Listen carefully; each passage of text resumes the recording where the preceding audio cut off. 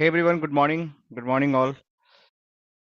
Uh, we'll start. Just wait for 1 or 2 minutes. Within a minute, we'll start. Okay. Let me do some settings.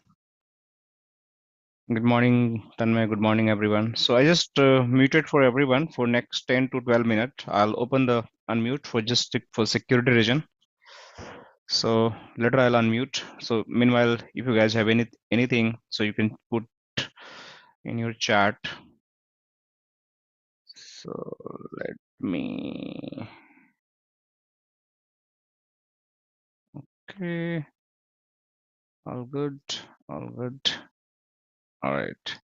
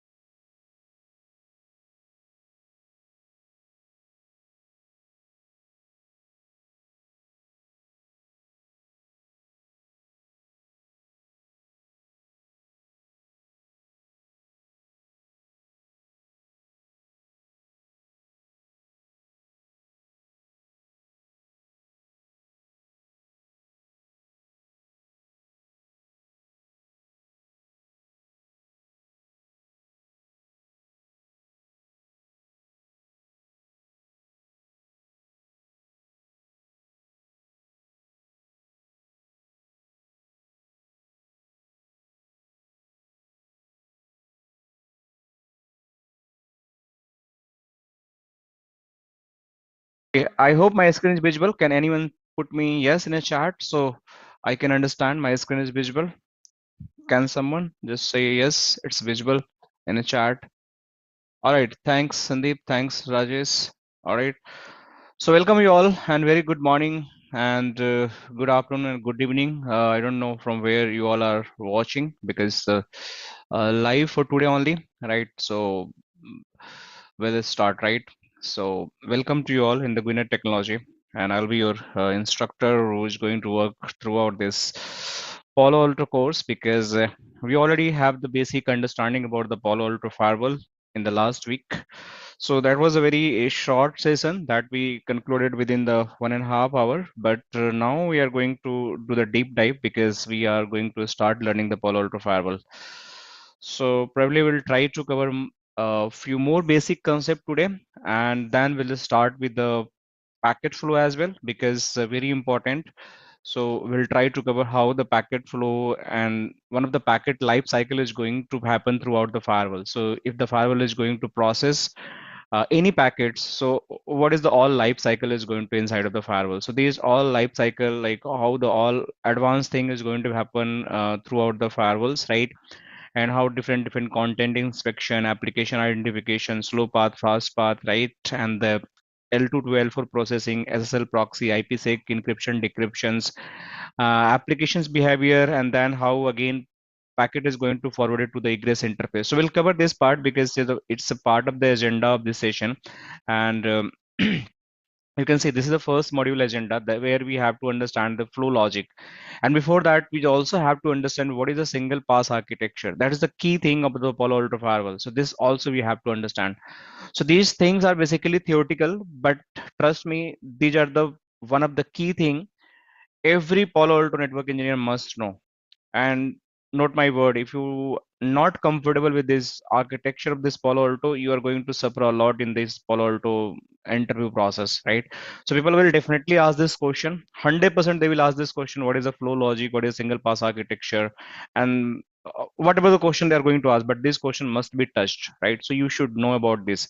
So we'll do the deep dive about it as well, and we'll try to do the very detailed understanding. But before we start this module one, I have something to share about the Palo Alto Firewall, about the physical infrastructure, how the Palo Alto Firewall is going to look like.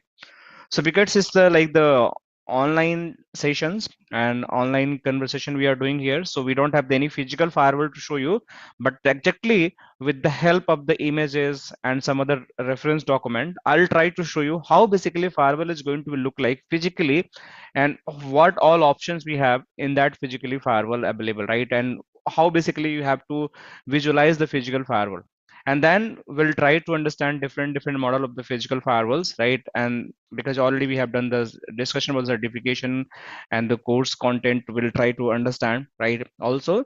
So we'll try to cover this concept, right? What are different model of the firewall we have and how they physically going to look like. So let's just start, right? So I have the data sheet also for the Palo-Alto firewalls. So we'll try to go with the data sheets for the one of the firewalls. I'll explain what is the key feature available in this all firewalls. So let me show you,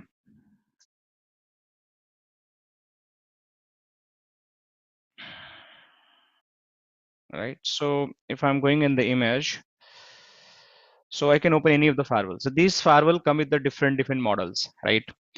Uh, could be 200 series of the firewall, that is a very base model, and 400 series of the firewall, then 800, then you'll find the some advanced series of the firewall, that is the most popular, is a 3000 series of firewall, 5000, 7000. So we'll understand, but let me open one of the firewall and we'll see how it is going to look like.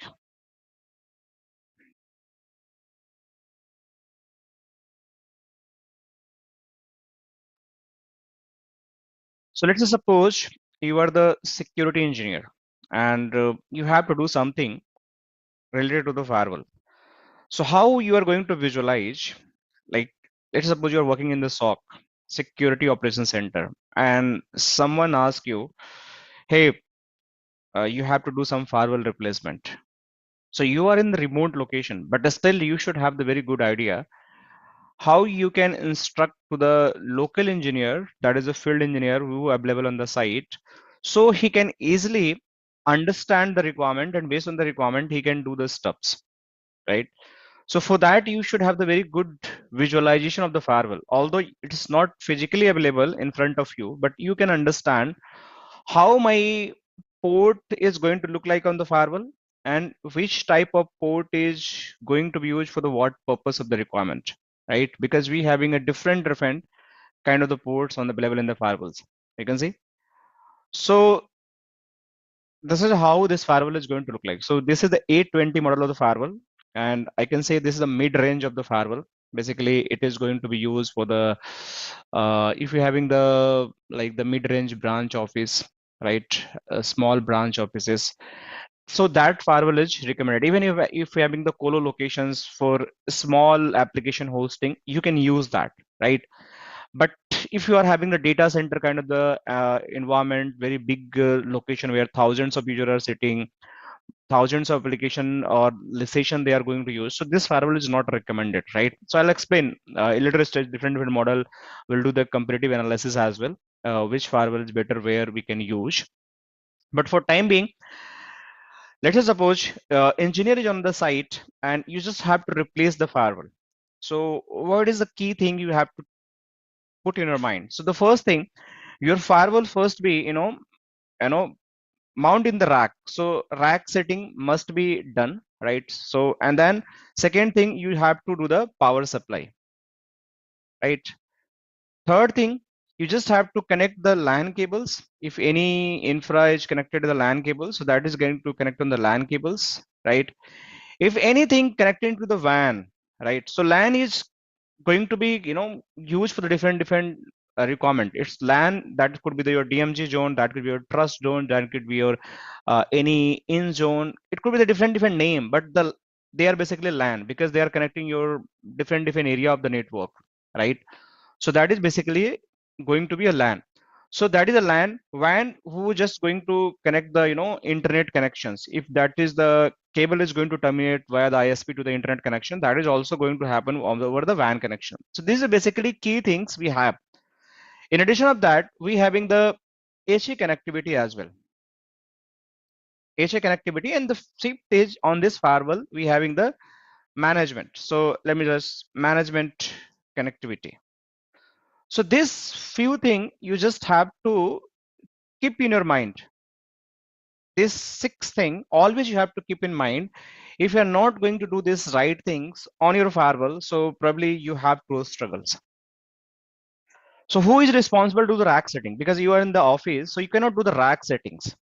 That is definitely done by the vendors who having the good knowledge how to mount the firewall in the rack. So probably some firewall come in the 1 RU, some are the 2 RU, and some are the, even the 4 RU, 5 RU. So depend on the modular level of the firewalls. What is the 1 RU? So 1 RU means the one rack unit is going to be occupied. So you having the racks, it's very big, and this rack we allocated the space in like this.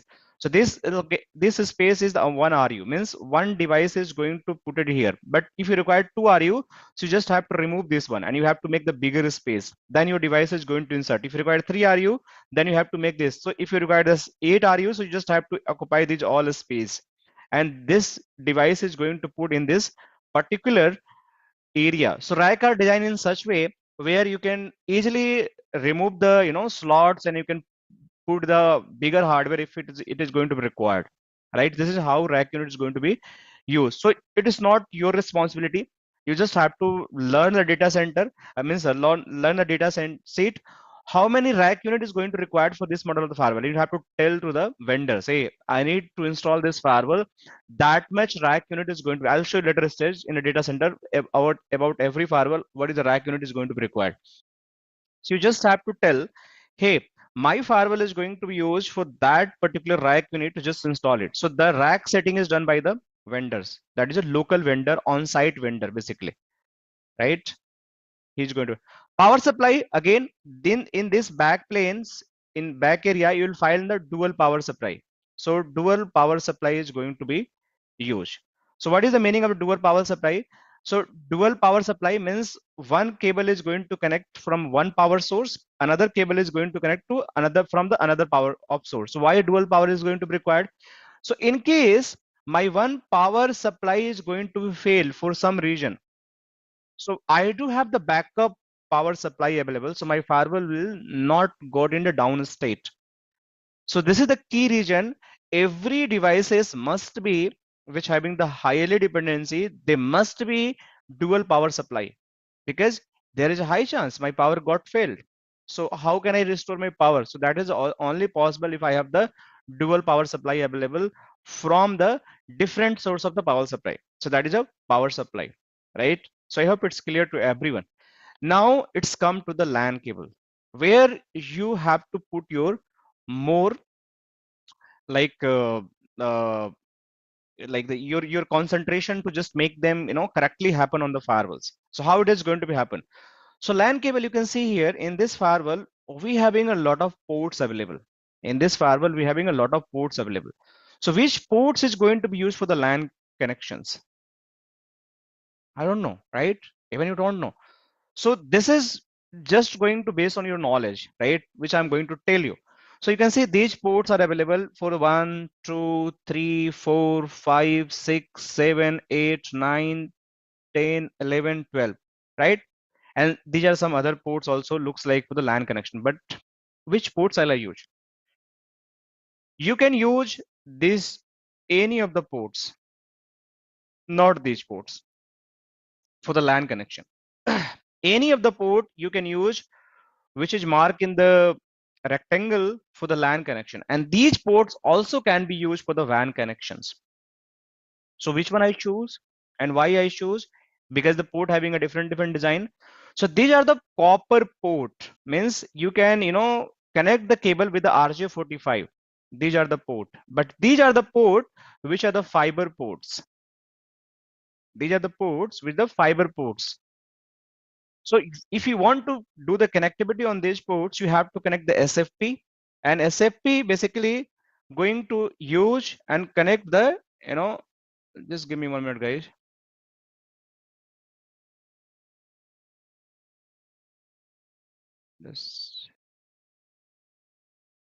Just give me 1 minute.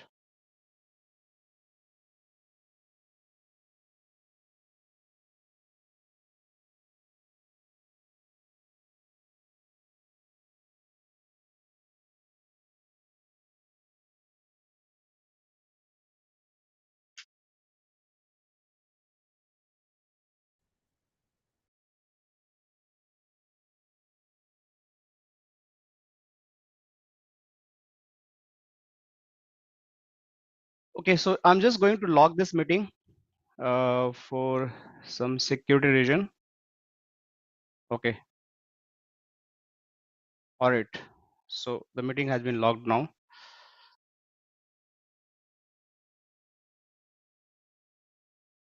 Let me start again. All right, so we can connect the cables. We can connect the cables, any of the ports, but these ports are basically for the RJ45 connectivity. And these ports are always going to use for the copper connections. But if you want to get the fiber connection, you can use that. So why you use the copper? Why use the fiber? So it totally depend on the your speed requirement. Copper having a limitations for some certain of the speeds might be it can be support for the 1 gig Gbps, but fiber having the high flexibility. It's totally depend on the your firewall backplane capacity. It could be the 1 gig, it could be 10 gig, it could be the 100 gig, 40 gig, 25 gig. So totally depend which model of the firewall you have taken.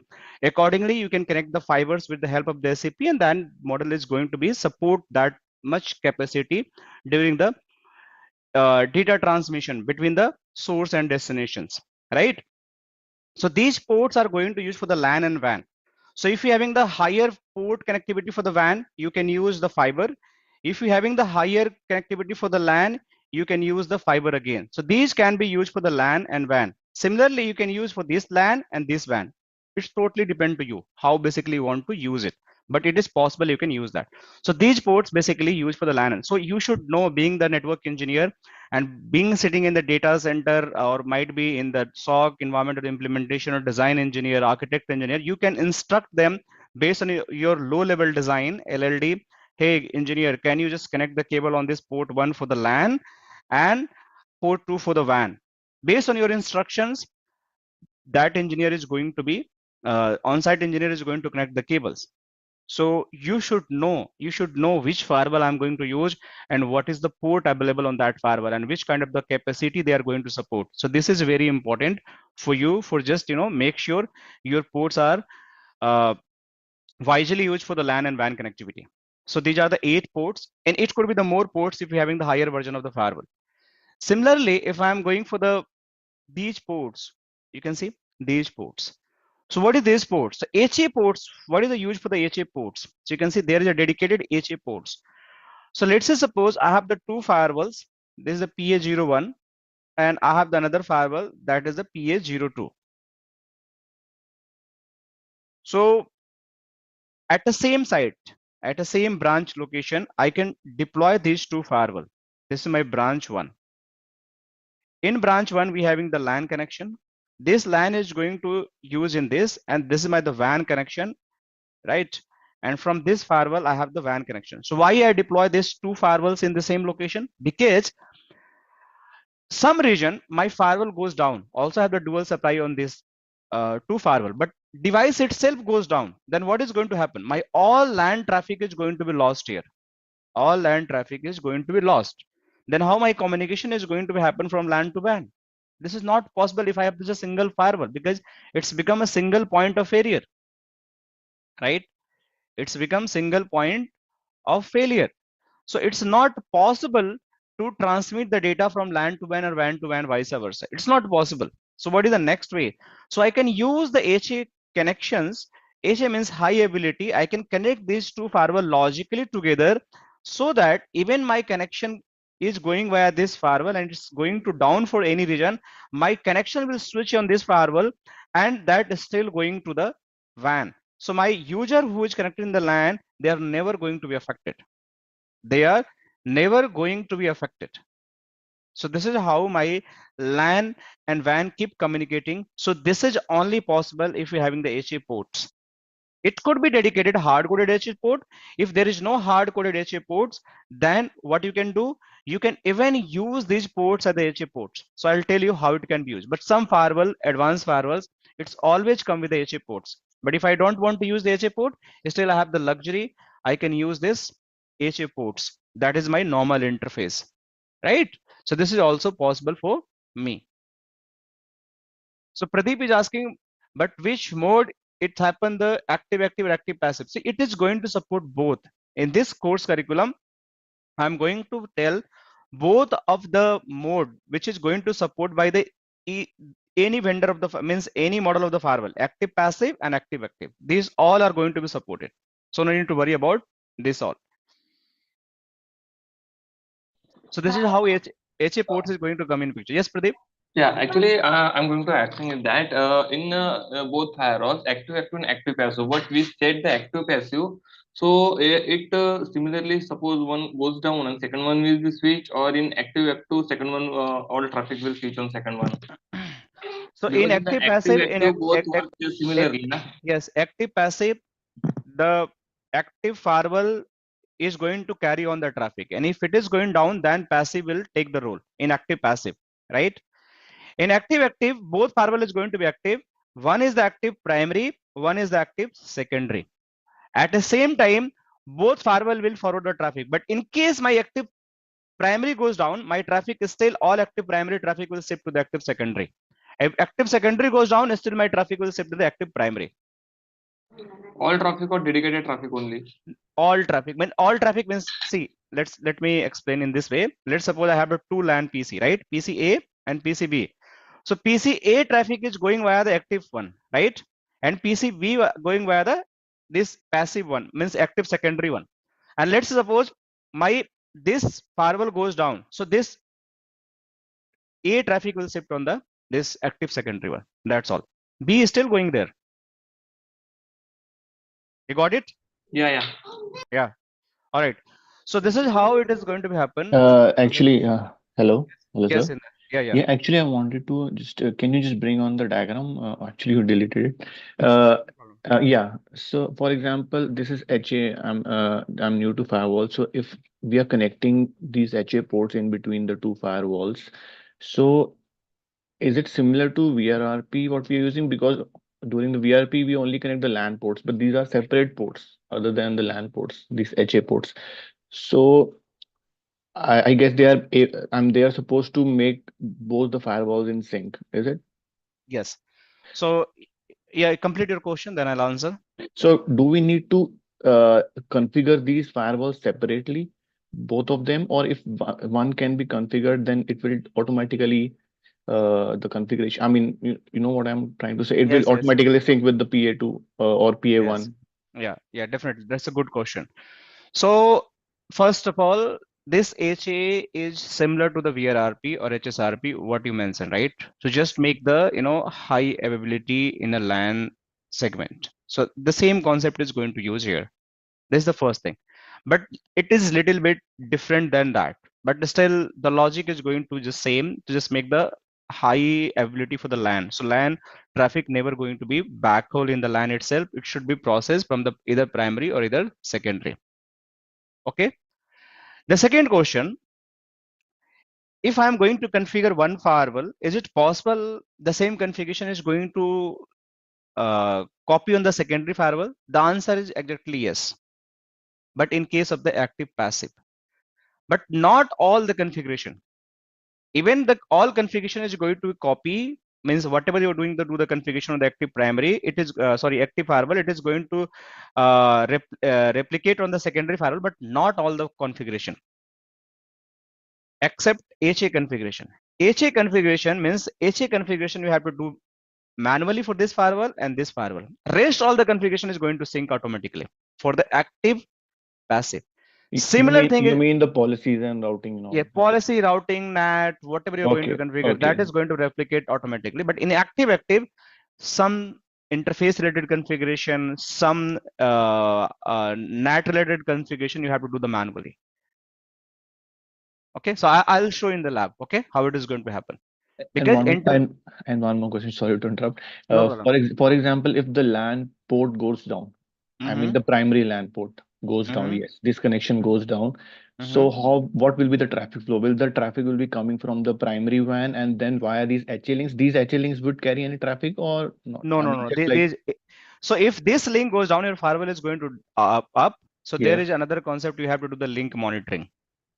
So link monitoring will help you to just fail over from this active to this passive. So this firewall will become the secondary, this will become the active.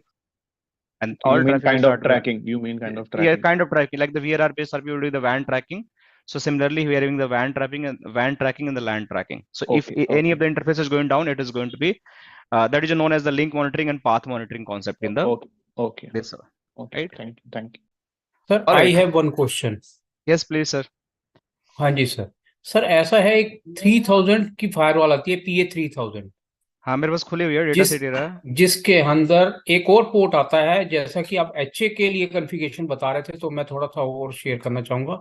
उसके अंदर एक port आता है HSCI, खजी port. क्या होता है? HCI port, high speed control link आता है, राइट? या उसका क्या रोल होता है सर, थोड़ा सा तो कुछ नहीं, सेम रोल होता डिफाइन है, कर HA का ही रोल होता है. That is going to be same role. There is no special role is going to happen, but only it's a very high speed ports. Your communication is going, all control communication is going to happen very high speed between two firewalls during the HA. So in HA we having a data link and the control links. So that is especially going to be for the control connections. That's only the use case of this HCI port. We'll cover in later stage, right? Even this data set. Thank you sir. Yeah, even data set probably will. I'll cover this data set also later stage. So I hope till now we are good. So this is the HA port, right? So that is for the just for making the high ability between the two devices. Now we having some ports that is known as the management port, right? So this port is known as the management port. This is known as the console port. So why use this management port? You can see we understand this one, we understand this one, we understand this one, this one, this one. 7 is a console, right? I forgot to mention console port. So what is a management port? So management port is something, a special port. With the help of management port, you can take the GUI access of the firewall. With the help of management interface, you can log into the firewall. Means how? So let's suppose this is my firewall. I want to log in it. So I need the management interface IP address of this firewall. It's showing 241, right? So I can go here.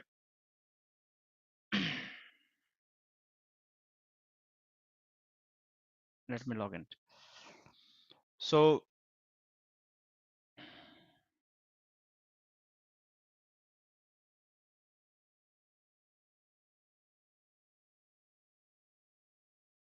let me see. Should be reachable.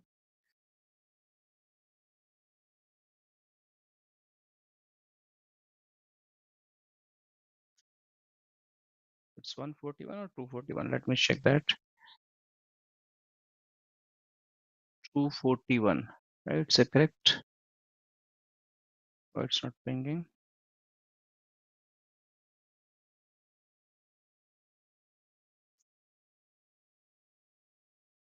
To 168.1.241. Yeah, it's pinging now. Yep.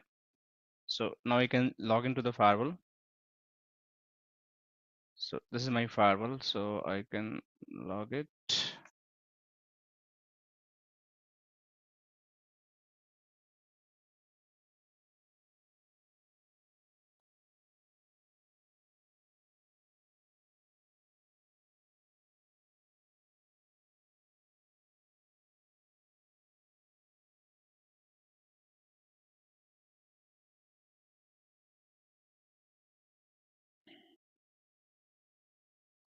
So now you can see this is the firewall, right? So this firewall having the special port. If you go in the device, right, and in this device we having the interface, and this is the special interface that is a management port.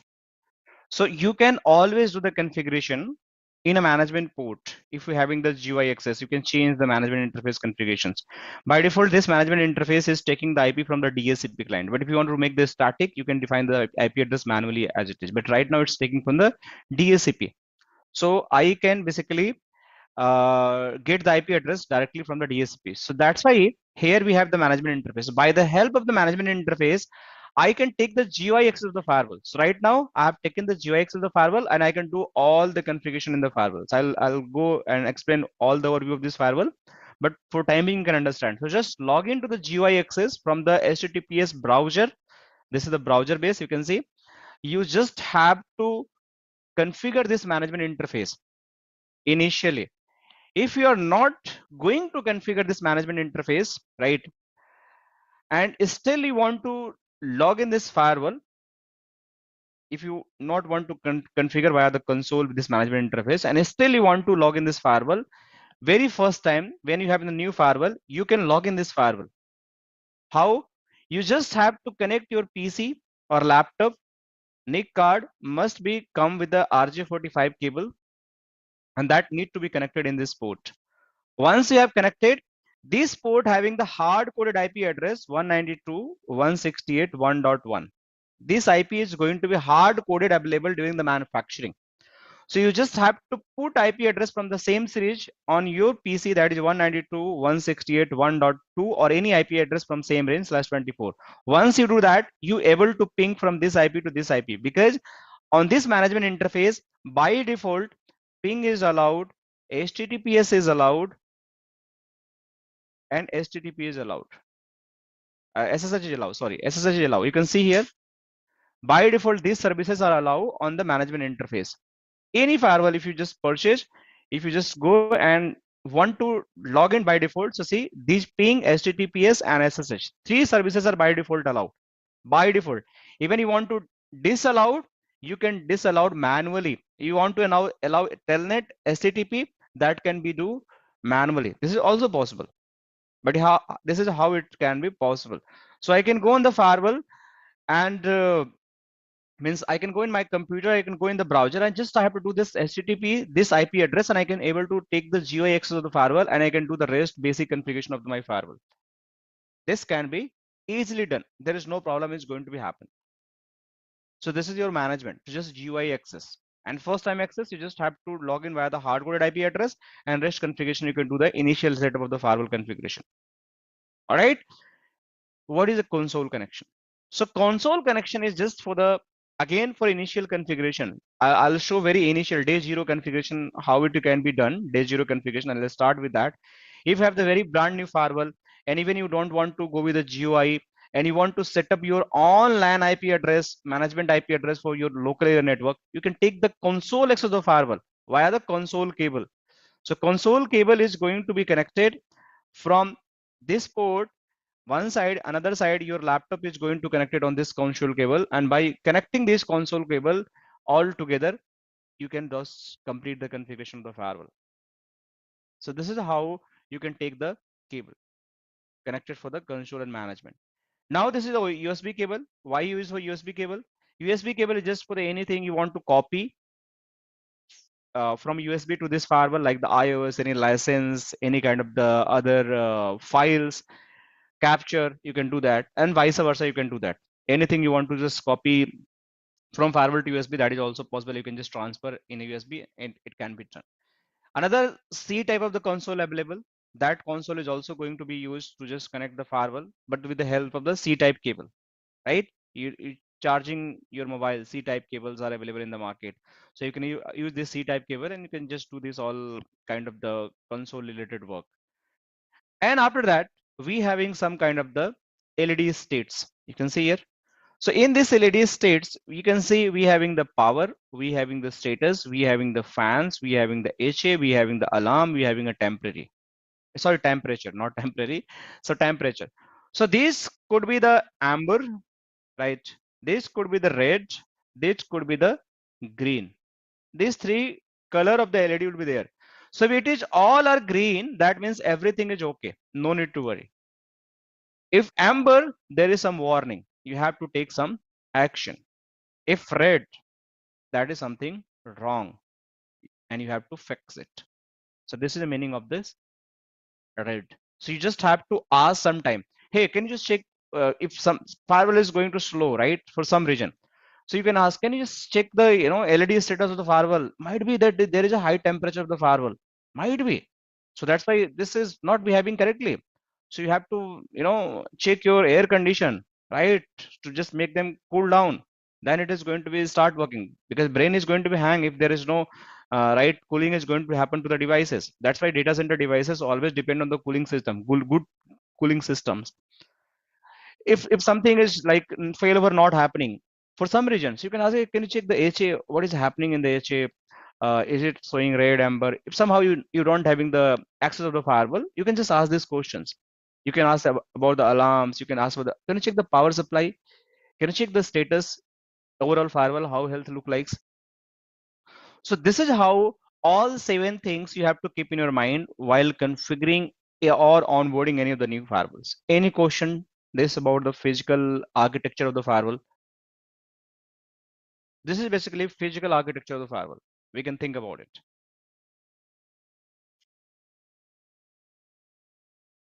Okay, Hello, so sir. yes, yes. If the somehow HA connectivity will break, then HA light will be come on which one? Yeah, please go ahead, please. Yeah, I'm going. If there's a two firewall in that data center or anywhere, and if somehow one device or HA connectivity only fail logically, not a physically. Okay, so HA light will be here. So HA light will blink like which color, that we can determine that HA Red, connectivity is not red. color. Red, Okay. yes. There is a HA connectivity. If anything went down logically, then it is going to be red. Okay. Okay.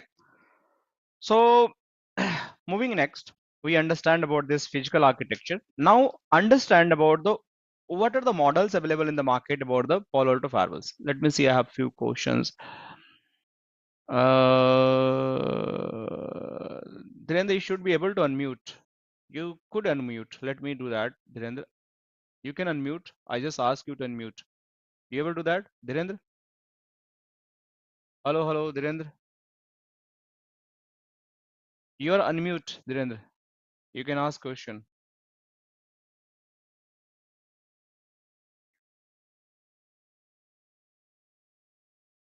Okay, so now moving to the next, right? So Dhirendra is asking, my laptop in HA configuration require the yes in HA configuration we having the virtual IP configuration concept as well, but not in the active passive. It's active. So in active we having the virtual IP concept. So I'll explain how it is going to be happen. In active passive also we can configure the virtual IP address, right? And that VIP is going to be used for the HA, and that I also explain how it is going to be look like in the virtual IP configuration point of view. So because the gateway is going to be one, and that is the one IP is going to be used for the one firewall. So always it is going to act as a virtual IP, but no need to configure any special virtual IP. But in active, it is going to use actual virtual IP configuration. Yes, Sandeep sir, SASE in a Palo Alto, that is a Prisma SASE solution we have here. So moving next, there is a multiple vendors. Means the multiple vendor available for the firewall manufacturing, and for the Palo Alto, multiple I can say uh, models available for the Palo Alto. That is start with the 200 series of the model of firewall. You can see 220, 220R, right? We having the 820, even having the 420 series of the firewall. We having the 3000 of series of the firewall, right?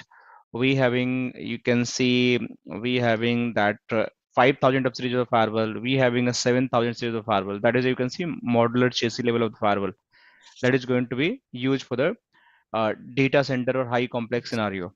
So if I talk about the small range of the firewall, so when I use the small range of the firewall, that is a very basic model. So let's suppose you're having the very small office, might be having a 10 user, 15 user, or 20 users, or remote location office, which are not having a lot of dependency. So you can use this firewalls, right?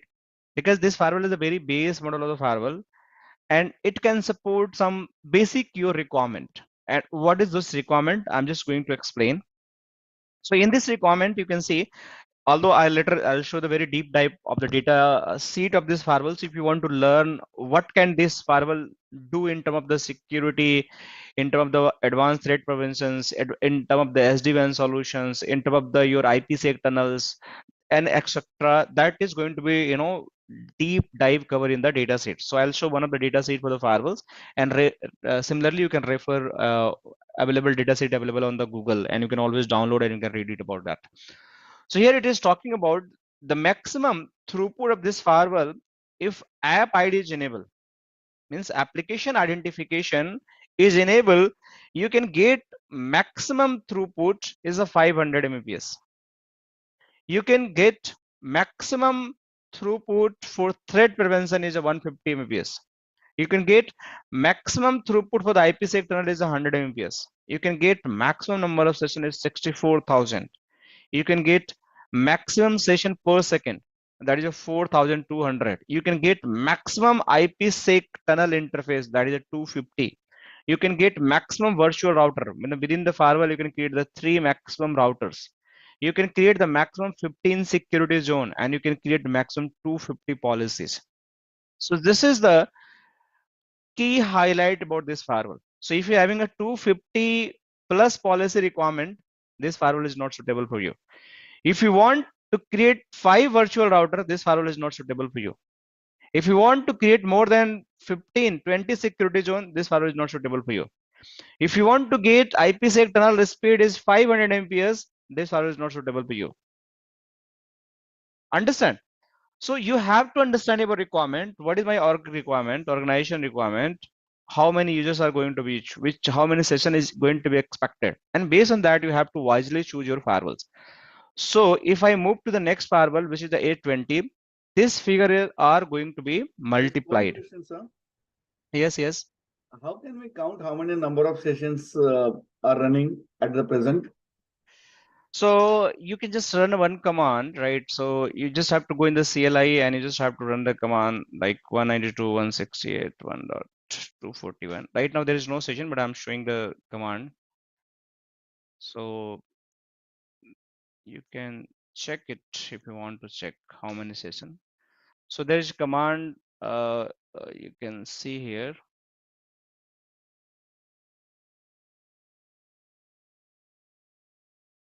Show session. So it is going to show there is no active session. You can see. So later I'll show you, but you have to run the command. You'll see all the list of the session which is running on the firewall, live sessions. So you can see that how many application. It is going to give the very detailed output, right? So Can we count them as you say? Yeah, you can count them. Show session. Then only we'll come to know exactly how many, what is our current requirement is. Yeah, definitely. Are we exhausting or no? Let me show you some output. So the session is going to look like in this way. I'll show you because there's no session right now because the firewall is not fully configured. It's a dummy firewall. But if you want to check this session, you see, so you can even check with the session ID what is running inside of that, and you can say active, and you can see some source and destination, client to site, site to client, all the flow, all the information. Very detailed role is going to be shown in this firewall, right? So this is how you can check, but later on we will do that. But yes, there is a way we can check active all session, and we can even want to count, then we can see that counting as well. So 820 firewall, basically it is going to support till 940 Mbps throughput when the app ID is enabled. It's going to support maximum 400 Mbps for the IPsec tunnel. So if I required even 500, it is not suitable for this my requirement. I have to go another version of the firewall. It can support up to virtual 5 routers. It can support up to 30 security zones. It can support to the 1500 maximum number of policies, right? And it can have the maximum number of session is 1,28,000, right? And it can create per second session, that is a 8300. So this all great feature available with the 820 firewall, but it's not going to meet your larger scale of the requirement. Then you have to move this 3220 firewall to 3250 firewall, 3260 firewall. They having the, you can see Gbps speeds, and you can see security zone are going to be higher. In this firewall, you can create the SSL VPN users, right? In this firewall, you can create some kind of the virtual routers, right? In this firewall, you can create the system security zone. You can create 2500 max number of policies. And if you move to the more higher version, you can get the more speed. See, you can get the IPsec tunnel throughput, that is 24 Gbps. You can split the firewall into multiple virtual firewalls. You can create the 225 virtual routers. Similarly, if you go for the this one 7000, which is the quite higher series, I can say one of the latest or robust firewall in the market for the Palo-Alto. You can see it. You can get 24 Gbps IPsec tunnel. We having the maximum number of policies 40,900 security zone you can create. 220 virtual router, SSL VPN, 20,000 user can connect to this firewall to just work from home, client to site, users. So this is a small capture, key highlight I just captured from this data sheets, right? But if you want to learn the deep dive, so let's suppose I take the mid range of the firewall, that is a 3,000 of the firewall, and I want to do the deep dive, what all features available with this firewall. Similarly, you can run any of the firewall. So let me explain for the one. So you can just have to go on the Google and you have to just search about any model of the firewall in dataset. You'll find the datasets. You can click on the sites and you can download the datasets. So likewise, I just downloaded a dataset, one of the firewall. So let me show you. So you can see here, this is the one of the dataset, that is the model of the firewall which I'm showing in my PPT, that is a 320, 350, 3250, 3260. So you can see these all three firewalls are available here. And this call as the PA3000 or 3200 series of the firewall. And key highlight you can see about this. This firewall is the first firewalls which having the integrated machine learning, real-time AI based feature in the machine learning with the next generation firewalls. Right? It is the 11 time leader in the markets. That is recognized by the Gartner Magic, right? You can see another some business related, they having some zero touch provisioning, high support, is high availability, active passive and active, that all going to support. But what is, you have to understand most importantly, it's a key security and connectivity feature, what is available. So that is a machine learning powered next generation firewall, right? So that having the capability can support very advanced level of the any kind of the processing related to the threat, related to the worm, related to the advanced threat prevention, real time detection of the traffic which is going through the firewalls, any zero day attack. So it is going to leverage cloud based machine learning process to push zero delay signature. So zero day attack, so you have it having that wildfire sandboxing feature is going to be integrated. So that machine learning is going to be keep learn the data pattern, what is happening in the every transitions, and based on that it is going to connect with the cloud with a zero time real time basis, and they are going to push the signature to the next generation firewall if you're having the valid license. So your real time traffic is going to be protected, although they are claiming you have to wait for the 5 to 10 to 15 minutes for the zero day attack traffics and signature, but sometime it's doing the real time as well for some cases. So that's why they are talking to leverage the cloud based machine learning process to push the zero delay signature and instruction back to the next generation firewall. That is a wildfire sandbox. So this is good behavior with the help of the machine learning. And also uses behavioral analysis to detect the IoT devices, means internet over things devices, if it is connected, like the CCTV, door access control, any fingerprinting, any attendance machine, that is IoT, and make the policy recommendation for your device and cloud delivered and natively integrated service on the next generation firewall. So IoT devices are fully supportable, and based on their behavior they are going to support like and recommend what policy is going to be required to make them more robust network security policies inside in the firewall, so that your IoT device is more compatible while doing any kind of the communication. Automate policy recommendations, that is also available with the machine learning. It going to identify, like, this is the key thing, identify all applications, all ports in regard of the any type ports, all time with the full layer 7 inspections. This is another key features. So we'll do the deep dive everything, what is the all port, what is the all time, how the layer 7 inspection is going to happen. And in this layer 7 inspection, it is not only the HTTP, it is going to do the inspection for the HTTPS traffic also as well. So anything, even the encrypted, that TLS, SSL, anything is going to application, any sub application is going to redirect, that all is going to identify by these firewalls. Enforce security for the users for at any location, at any device, while adapting the policy based or user based activity, that all device is going to like supported. You can see you are traveling, you are working from the anywhere, and you want to use for the multi-factor authentication. You are working from the desktop, Linux, laptop, Citrix VDI environment. I don't care. Your travel, home, office, I don't care. Any iOS, Android, mobile, Mac OS, Windows, I don't care. But it is going to enforce the any kind of the device, any location, to just all security policy and reporting. So just it is going to protect your all the scenario. So this is also key features. Prevent the malicious activity, concealed encrypted traffic. So anything is just encrypted, like the HTTP. You are just connected your Gmail network from your office network, right? Your Gmail ID from your office network. But after connecting this Gmail,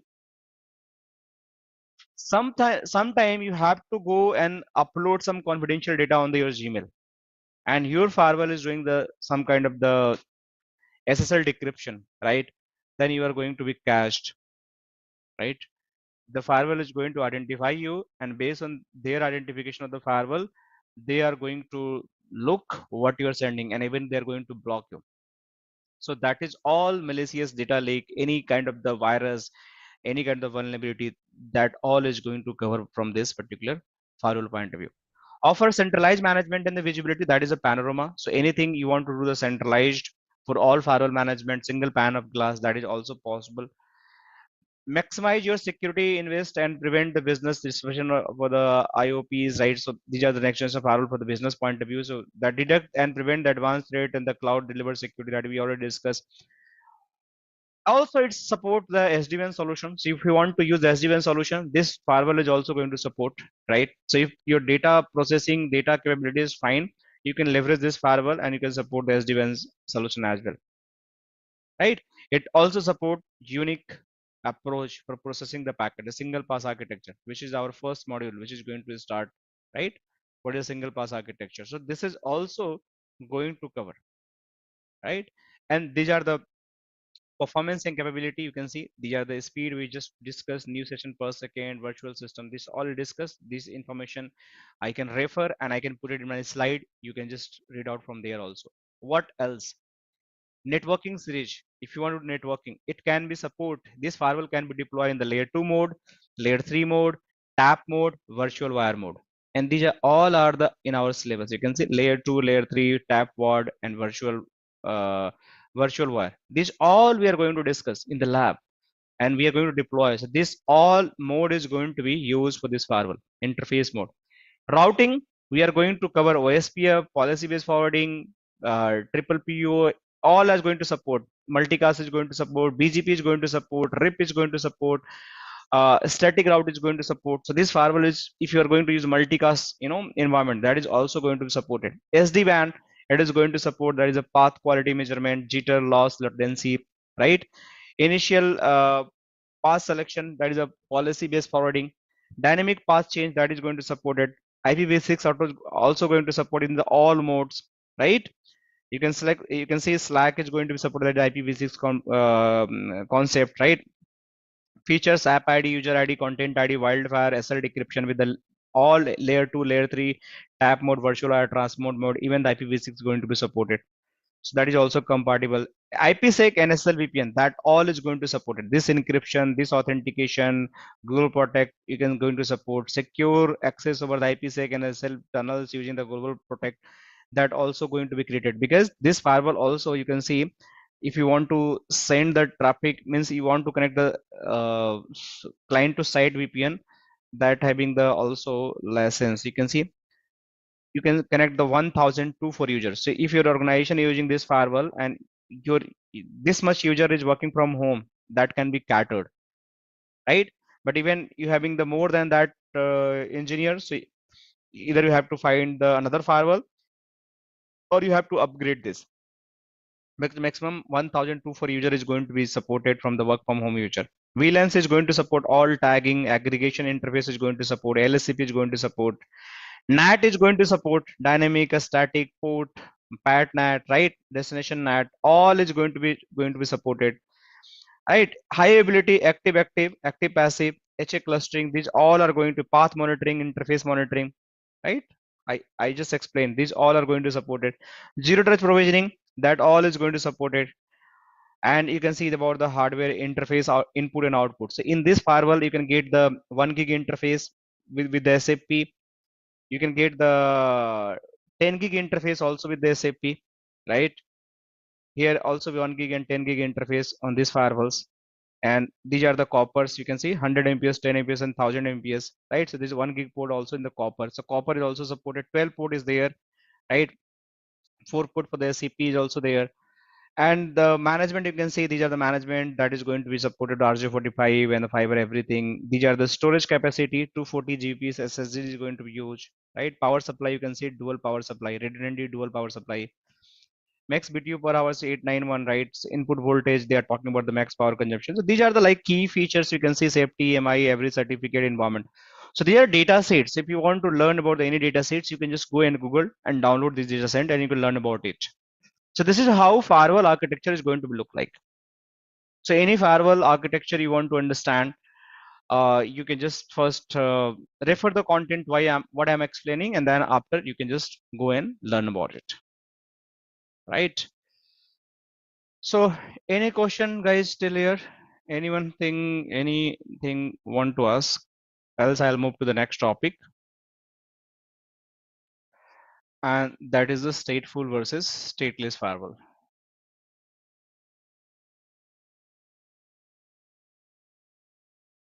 Okay, so the next thing we are going to discuss about,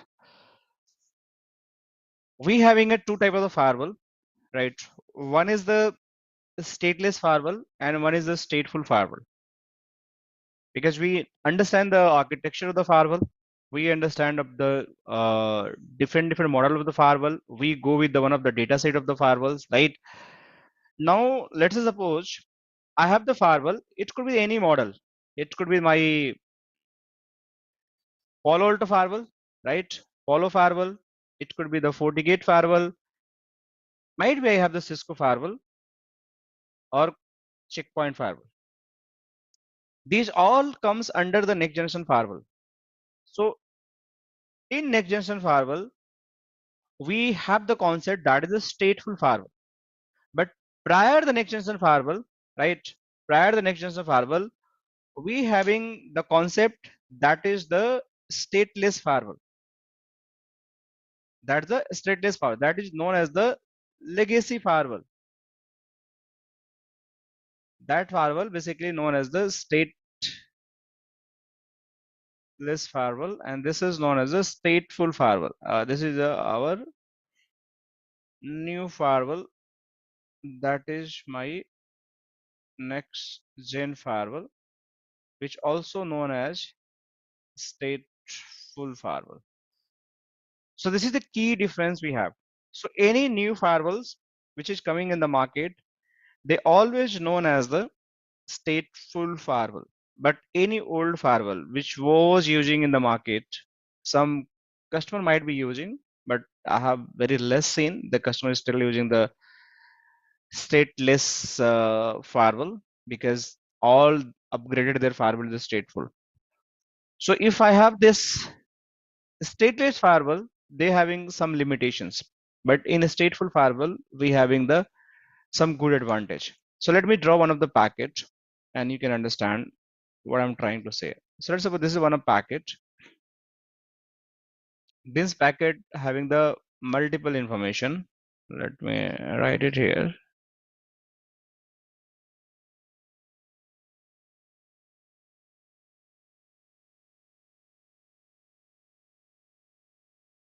So this is my one of the packet, which is the source MAC.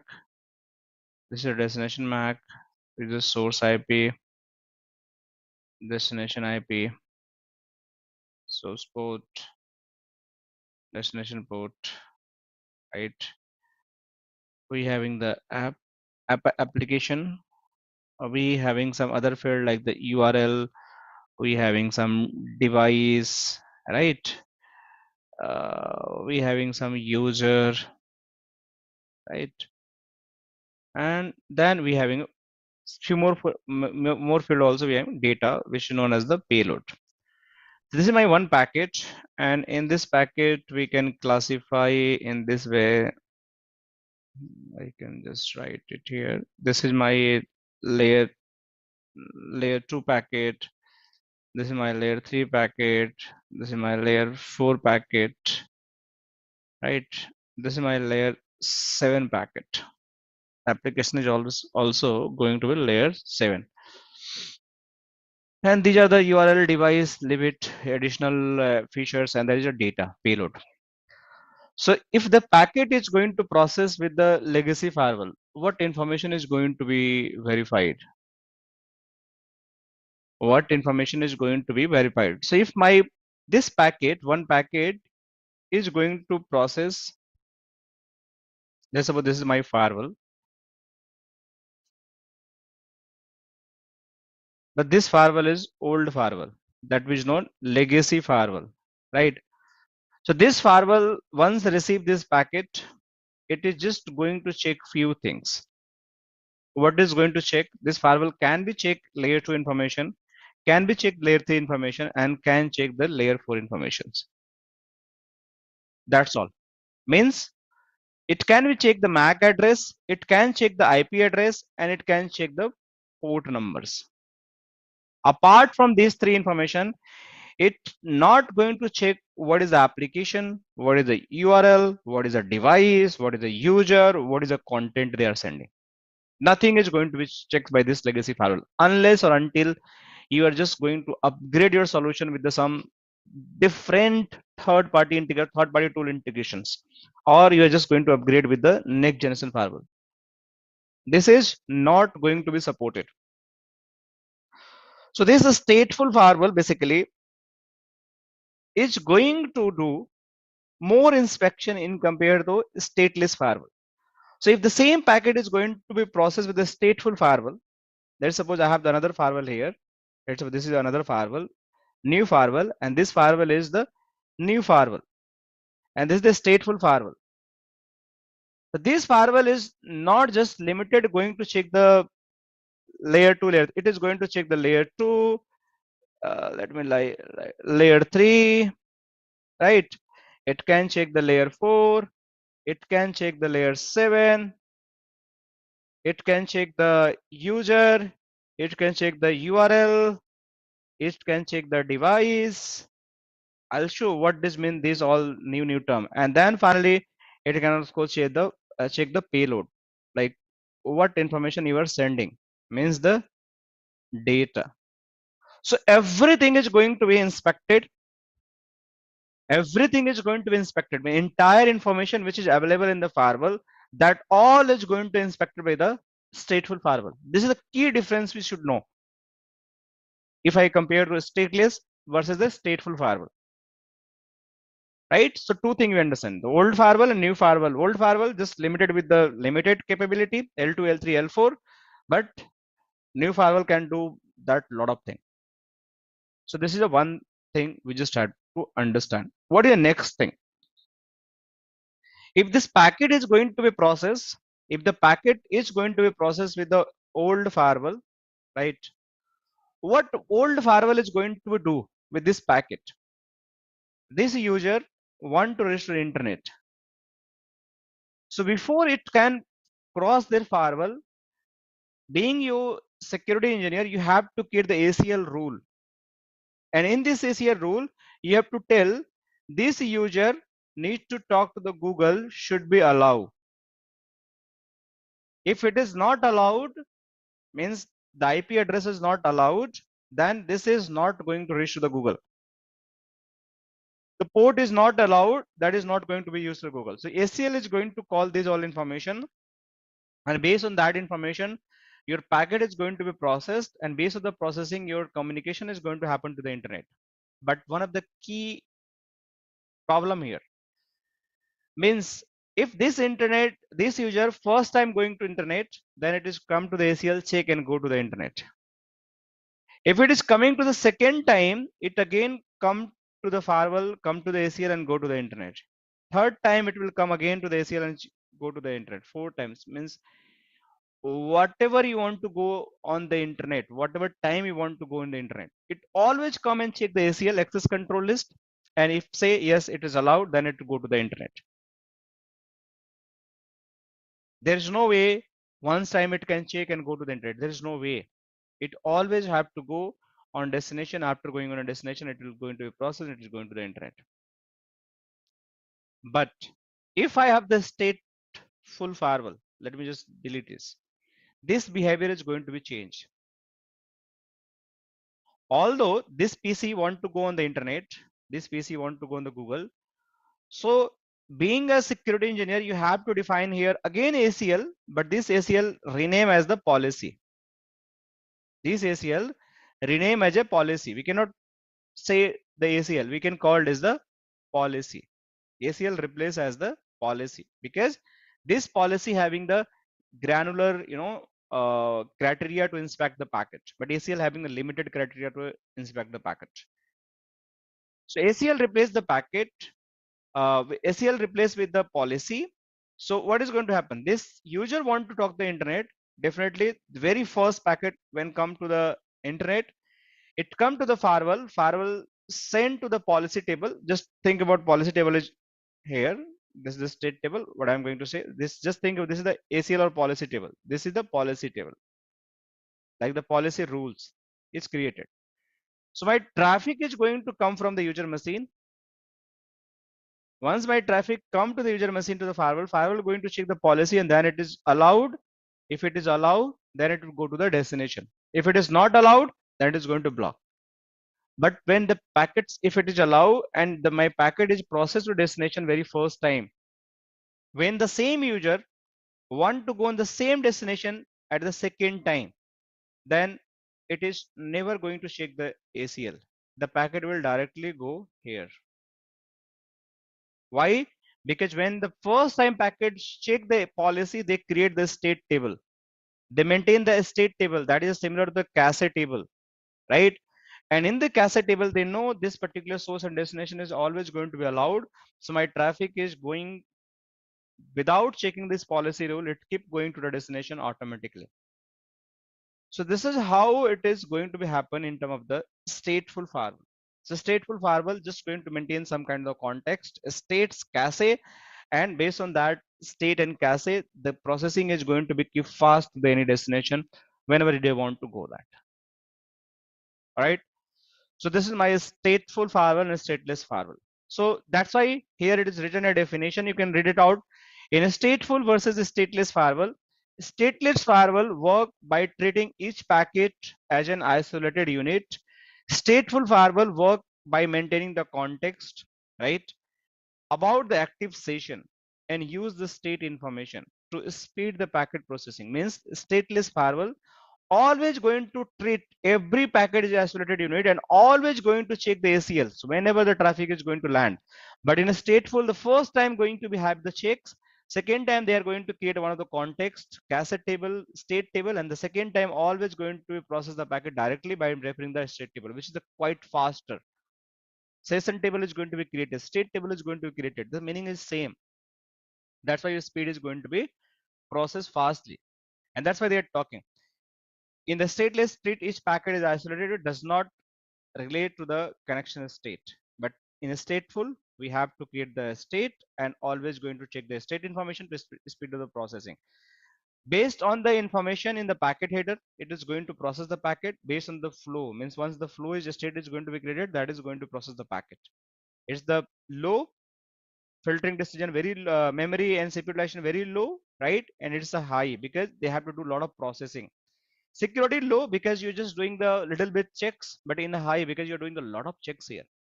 Connection states unknown because you're not maintaining. Here is unknown. It's a performance fast, low, slower. Why fast? Because you have to do less work. So basically your productivity is going to be always high. Why slow? Because you are going to do a lot of work. So definitely you have to work slow because you're having the load. So this is a stateful versus a stateless firewall. Any question in this stateful versus stateless firewall? Hello, sir. Gaurav here. Good morning. Good morning, Gauravji. Okay, sir. This particular stateless, the legacy firewall that we were using back then, sir, like if it is not capable of inspecting the whatever the traffic is going through, if it is not capable to verify in detail what is the content going, what is the user and all, then what was the use of having those firewall in earlier days? That's a good question, real good question. So see, firewall basically is just, based on the your some conditions, right? You want to filter the traffic, FTP traffic. You want to filter the telnet traffic. You want to filter some kind of the HTTPS based traffic, HTTP traffic. So how Okay, basically you can filter that? Because based on the ports, you can create the policy, source and destination, and you can allow that, right? You want to define some kind of the internet based destination, right? For full range, you can do that. But again, you might have a question, why then we need a firewall? We can do these all correct. stuff by We the can do router, in extended access list. We can do that in router. router as well, definitely. And Yeah, even we having the firewall feature also, right? correct. So we can do that, right? But yes, we can do that, but only limitations when some of the even the Cisco routers, you have noticed in the production environment, they have taken the firewall license as well. Some of the router come with that Yes, earlier. yes, Yes. yes, yes. So we using that, definitely we using that. It's not like we are not using that. But yes, Hmm. when we having the separate device for the separate kind of the work, we having the more productivity, more performance is going to be high, right? And we can integrate some additional, security tool as well. Cisco developed when the firewall, they have the integration with like some third means their other FTD they having UTM, IPS, IDS engines. So they Yes. introduce later on, and that can be integrated with the firewalls only, not with the routers. So that is also another Okay. limitations we have. Yeah. Okay. So Okay. that was the idea to use that. But initially, the firewall when developed the stateless firewall, they having a limited capability. But Cisco that gradually enhance and integrate with some other devices, and you can utilize the full flavor of the security with the different tools, right? Okay. Okay. Any Okay. other Yeah. question?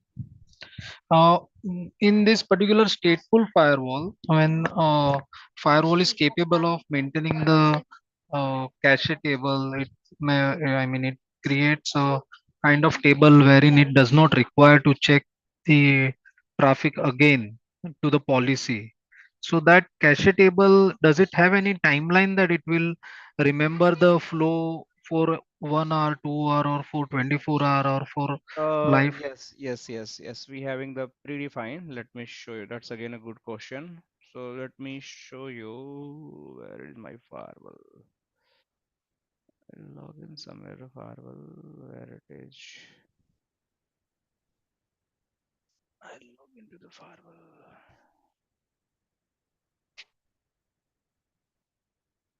Okay, let me log in it again.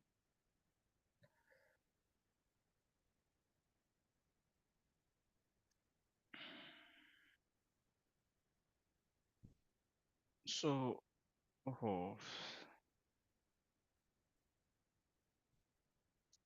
let me see. Somehow this IP has been changed. Let me see. Let me try on this firewall.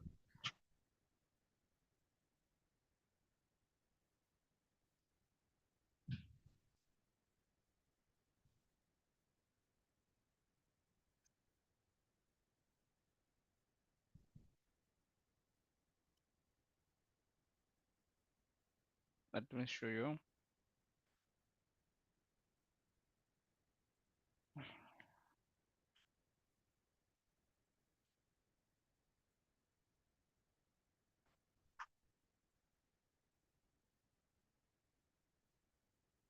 Okay. So if you go here, sessions, right? So see session timeout session. You can see defaultly 30 seconds, right?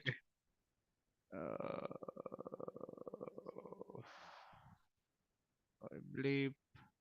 So after every 30 seconds, if traffic comes, then again it will check the policies and will maintain the state table like that. Yes. Let me show you in detail. Somehow there is some problem. Just give me 1 minute. Let me do something. Somehow the firewall edge.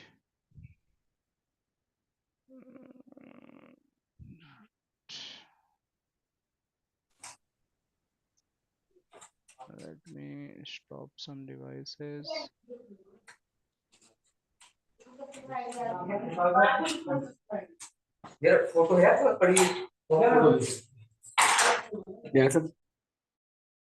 Please mute. I just muted for some people.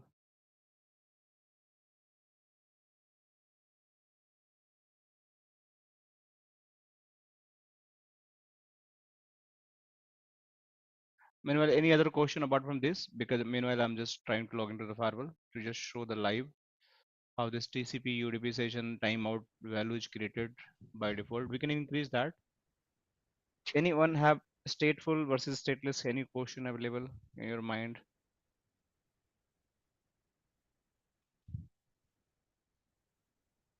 So let me try one more time. Let me see what is happening now. 241. And now it's fine. Somehow this was redirected to something else.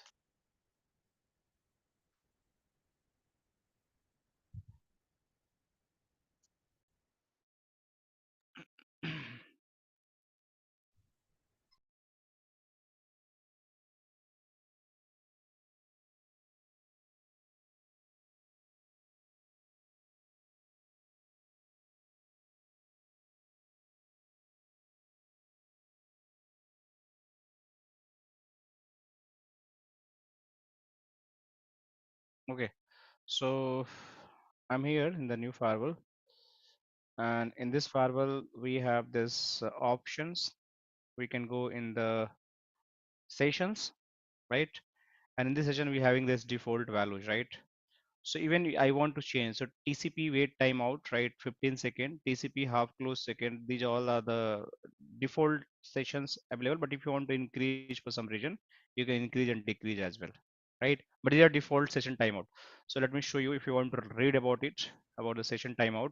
So you can just click on this I button when I create it. It is going to just redirect on the tutorial, and it is very good for the learning. So you can always session timeout. You can see here. So default, the maximum length of time in a second, non-TCP UDP and non-SCTP or non-ICMP session can be opened without a response. So this is the how it is going to happen. If there is no response, so these are the 30-second default. Discard TCP. TCP maximum length of the time TCP session remain open without response. So if there is no response, then the session is going to be default is going to be this much second, 3600. Let me see here. Yes, 36 seconds, right? So how many minutes is going to happen? Let me calculate.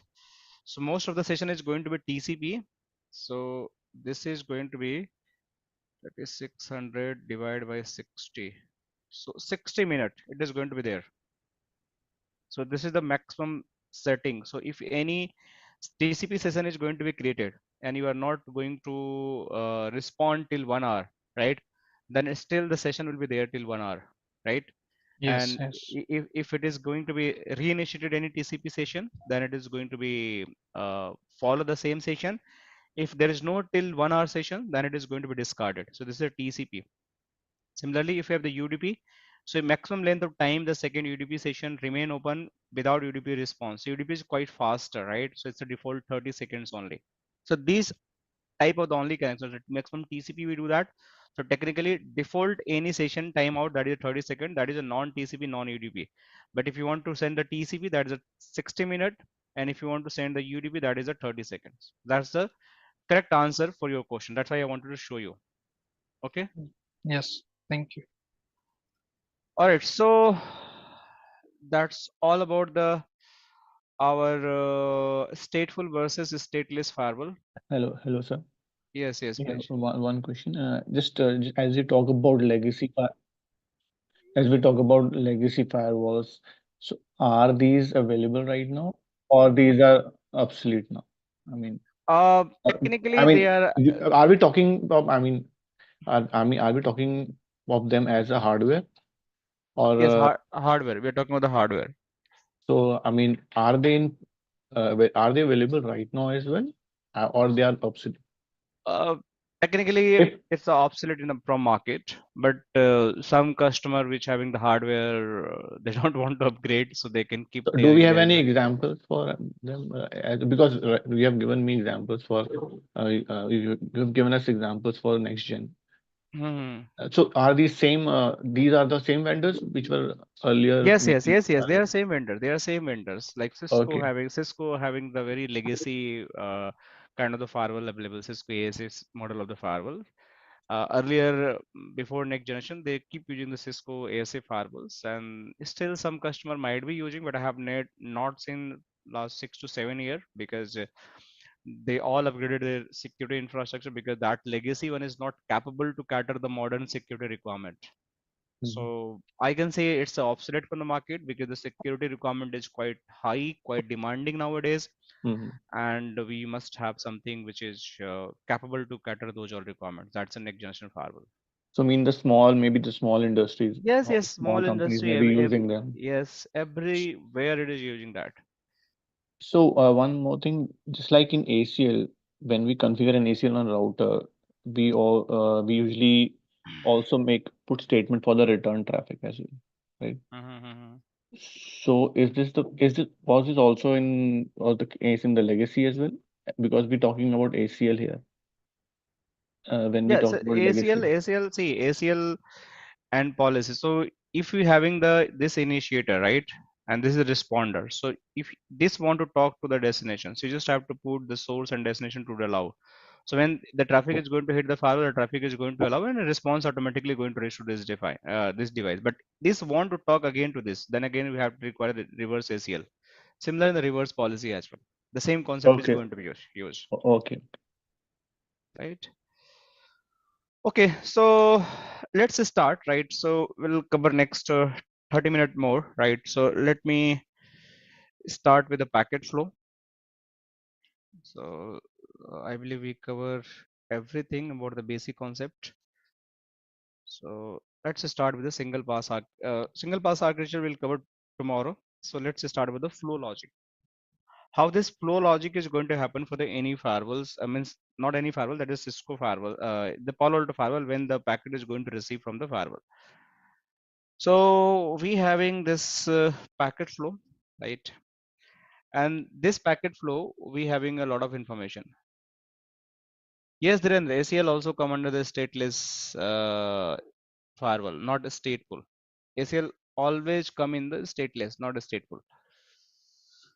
So how my packet flow is going to happen when this packet is going to land to this particular firewall?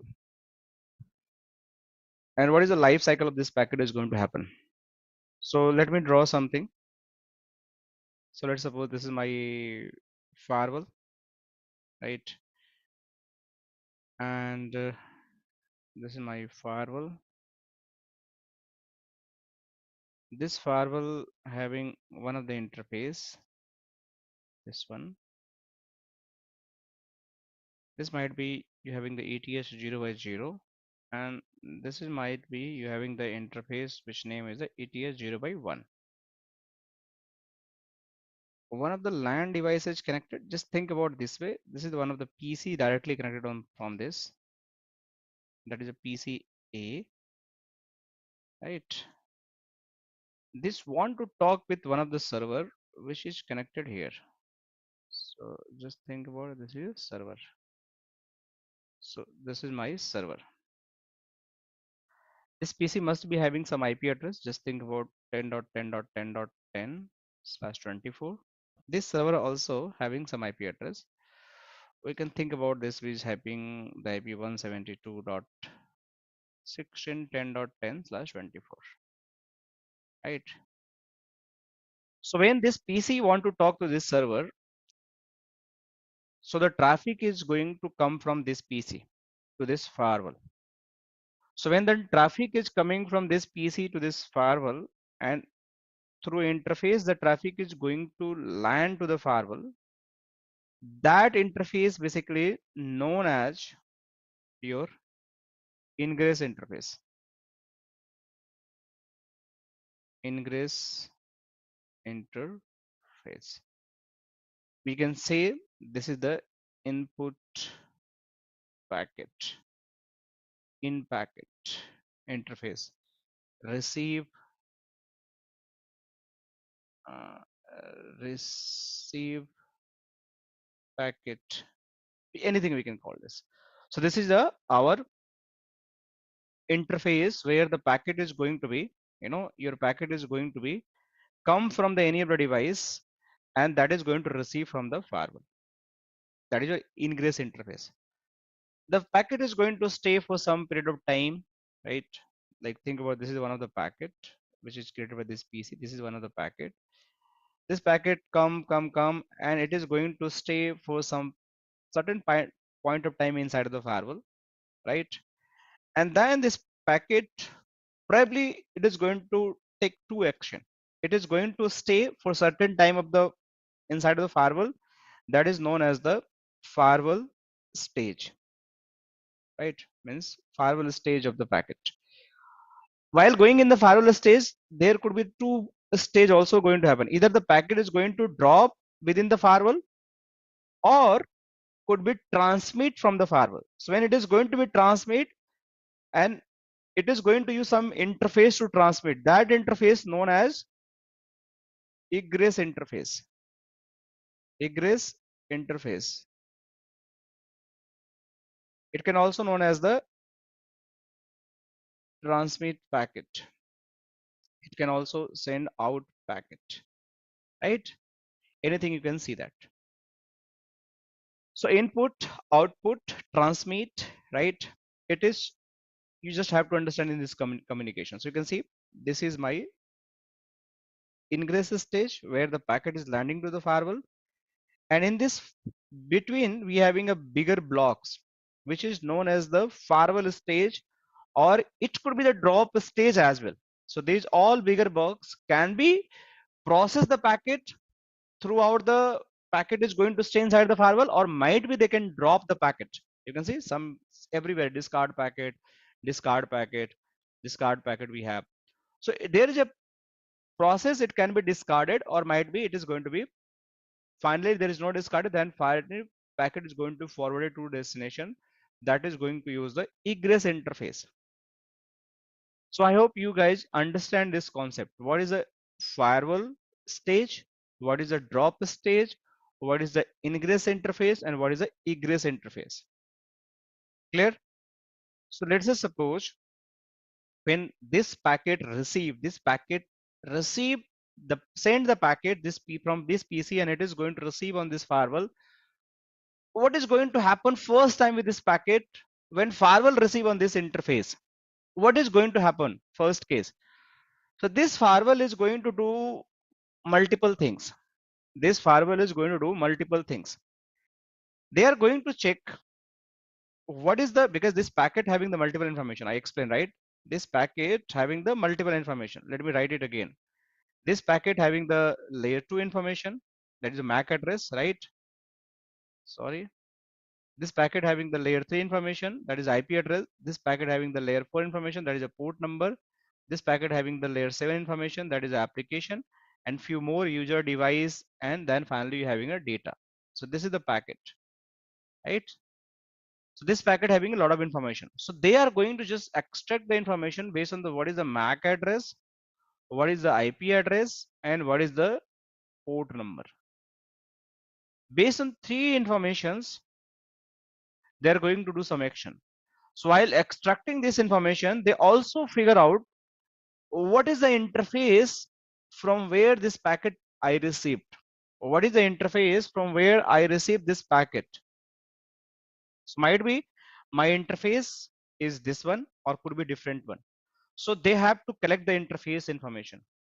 And along with this interface, there is another thing, that is a zone. But you guys don't know what is the meaning of zone. So they are going to look up one more field, that is a zone. What is the zone associated with this particular interface?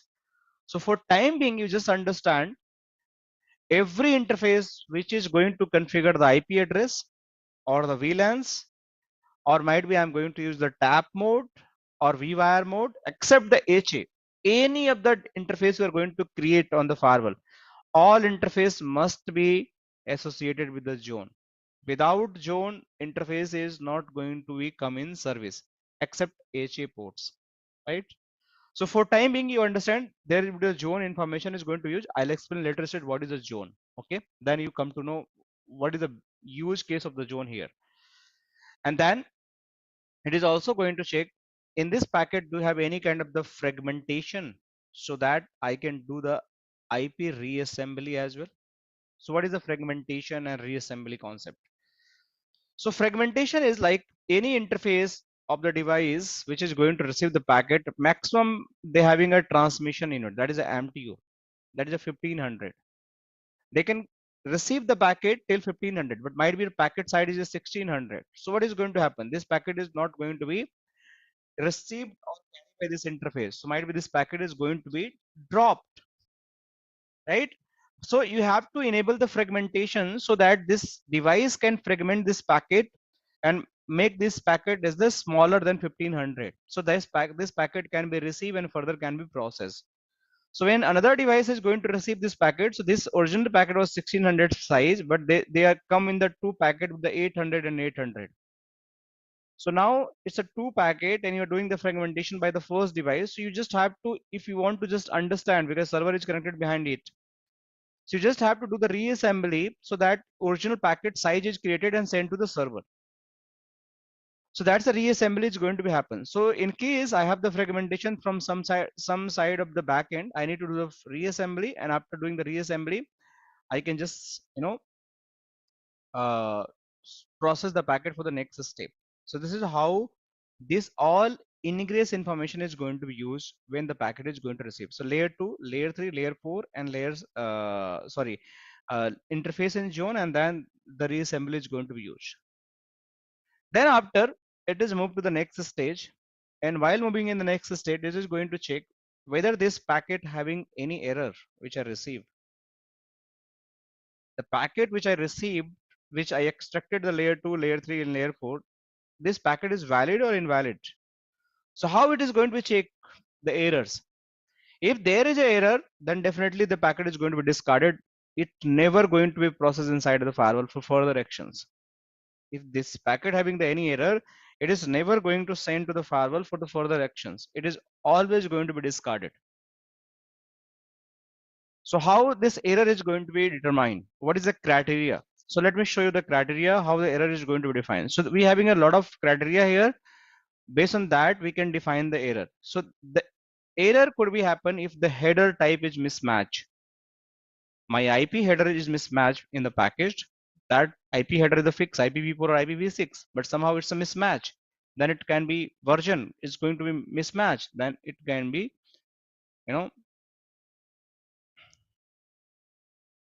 Okay, Tanmay, we will do in the Hindi session from tomorrow. No worry, okay?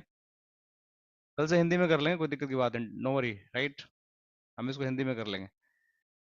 Anway saying कि he have some kind of the like misunderstanding. No worry, we'll do in the Hindi as well. So we can say like this: firewall discard the packet for any region which is listed below. So mismatch Ethernet type or the IP versions.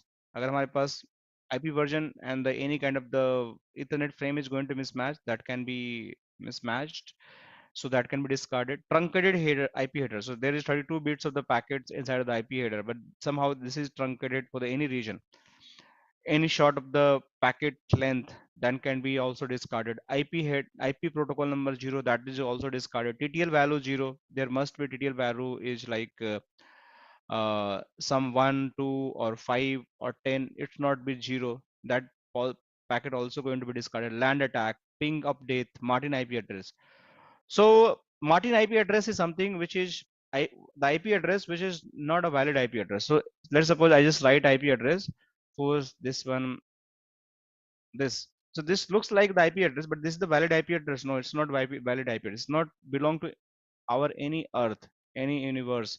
This is the wrong IP address. So Martin IP address that is not exist in the any IP schema. That is the my Martin IP address. That packet also going to be discarded. Land attack and the ping update. These are kind of DOS attacks that is going to happen from the denial of service for your network. So if something is going to be very, deadly attack is going to happen in the DDoS or DOS, that is in both categories going to fall land attack and the ping of death. So that is going to be discarded. IP checksum error is also going to happen. That is also going to be discarded. So these all criteria we have. Based on this criteria, if my packet found any of this error, that is going to be discarded. If there is no error, if the packet not having error, then it is going to next step, that is the firewall inspection applicable. So you can see here, this is the firewall inspection applicable. So in this case, my firewall is going to inspect the packet or not. The decision is going to be taken. So if administration, like the administrator of the firewall, configure the firewall in such way, you not have to work in the firewall. You just have to work as a layer 2 switch or layer 3 router. Then your firewall inspection is not going to happen. So there is no point to use the firewall. Means the plain routing and switching is going to happen in the firewall. So no firewall inspection is going to happen. No policy is going to be checked. No virus is going to be checked. No vulnerability is going to be checked. No worm is going to be checked. No any kind of DOS attack going to do data leak. No SL decryption. No IPsec. No slow path. No fast path. Nothing is going to be checked here. So it is just going to be send a packet from in to out directly. If there is no inspection, the packet is directly go to the out and it's sent to a destination. That's all. Means these all bigger block inside of this particular packet flow, they all are going to be bypass, right? These all are going to be bypass. So this is about the firewall SL inspection. The next question, why should I enable this firewall inspection as a no if I'm using the firewall? So ideally should be not, but some cases we do that when we having a requirement to just do the firewall as a layer 2 mode, or might be I just want to use firewall as a router, then I can definitely use this as a without inspection. Means I can send directly traffic from the source to destination, right? So this is about the firewall inspection. Now the packet is going to move if there is a firewall inspection is available, means you have to inspect the packet. So if we have to inspect the packet, then it is going to the next step. If no, this answer is no, so it is definitely yes, and it is going to the next step. So in the next step, what is going to happen? In this next step, the packet is going to be checked. Either this packet we have what I received, this is the plain text packet, or it's the IPsec packet. Could be, no? Right? This packet could be IPsec, SSL VPN, or could be a plain text. So if it is a plain text, means this packet can be easily readable. I can know, I know something what is happen inside of the packet. But let's suppose I receive one courier, right? One courier come within the box, and this box having the very, hard coded locker available. Might be somebody locked the box, and inside the courier I have. So unless I have the key of this box, I cannot come to know what is inside of my courier, right? But if I receive another courier which doesn't having any lock, so I can simply see what is inside of this particular box. So this is the plain text and this is the encrypted. So IPsec always, or SSL VPN packets always put a lock on the top of the packet. So if you want to understand what is inside of my packet, so you just have to open the lock. You should have the key. And if you don't have the key, you cannot understand what is I have inside of my packet, right? So that's why when the packet is going to receive, it is going to check whether my packet is IPsec packet, whether my packet is SSL VPN packet. And if answer is yes, then they have to go with the decryption engine. This packet must be converted from IPsec to the plain text. And then again, this packet is sent to the ingress stage, and they will again do the checks: layer 2, layer 4, layer 3, header inspection, zone, fragmentation reassembly. They will again check the error I have. They will again check the firewall inspection, and then again this packet will this time come. This time definitely this packet will come as a plain text because you converted this. So now we are good to go in the next stage. Any question in this upper block? Anyone have? Sir, Gaurav here. Yes, Gaurav. बताइए. If it is an IPsec packet, okay, Hmm. अभी firewall inspection करता है कि अभी now the traffic that is coming is IPsec. It will, if it is yes, then it will again go back to the step 2, packet ingress process. Then this is a kind of like increasing a latency, right? You are doing the same thing again. So why firewall is going to step 4 and verifying that this is IPsec traffic or a plain text traffic? Why it is not doing at the first time when it is receiving the packet? And that's a good question. Yeah, that's a really good question. So see, first you have to understand how the IPsec packet is going to look like. So see, this is your one packet, right? This packet having, I'm just putting few information. This is the data, and this is your source IP and destination IP, right? Mhm. When you encapsulate this packet, encrypt this packet, so you just wrap this packet in the bigger packet. Yes, one more source IP, destination IP, So there is, encapsulation is added. the packet is going to look like in this way. Let me use this one. So the entire information is hidden now, right? Originally, Mhm. whatever you have, that all information is going to be hidden. So you don't know what is my source IP and what is my destination IP. So new header is going to add here. So this is going to act as a payload. This entire packet is going to act as a payload because you hide the internal informations. So when the packet is going to receive this one, so based on this header, based on this header, also we have in the layer 3, layer 4 information is going to be look like. They, Mhm. based on this packet information, they're going to inspect till here, right? Mm. But when this come in the, we are still in the same egress interface. We are not inside the firewall. We are at the first place, but they are doing one by one steps. We are understanding the packet loss. Means the packet flow. That still we are in the same door. We are standing on the door, but we are doing the all checks before you are entering that. You can think in this way. Someone is come in front of your house, right? This is your door, right? And you are here. So here might be someone come and you issue some kind of the ID card. Based on the ID card, you know that this person is known, so you can easily take in without asking any question. But some person is standing here without ID card, so he need to prove their identification. So first identification must be checked, then he will allow to go inside.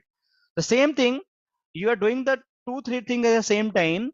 So when the packet I receive here, तो packet के अंदर whatever the information I have, then I go for the processing first, and when I move to the next check, then I check, hey, this is the right packet or wrong packet. So my another checks of the engineer who is doing the checking for that particular packet, they will say, hey, this is the IPsec packet. Then there's okay, just go and decrypt that, open the lock, and then you check again, and then it is going to happen again. But these all are not going to create the latency. Technically, you can say it's doing the latency, but it's happening very fast in the microseconds, right? So there will be no latency because they are just in the door. We are not inside of the firewall unless or until we complete this ingress interface, calculations. So then decryption is going to happen based on the IPsec SLVPN decryption engine, which is available on this particular firewall engine. And based on that, they again go back to the initial stage and they come back to again here. And then now the packet is going to into the firewall here. So technically there will be no latency, but yes, that is going to happen in this way only because this is the architecture of the firewall. It can be done in the first place. It can be done in the first place, but it is not doing. It is doing first based on the initial header, and then it is doing based on the this packet behavior which is configured on this particular firewall. Okay, so is this the same behavior for all the vendor like Checkpoint, FortiGate?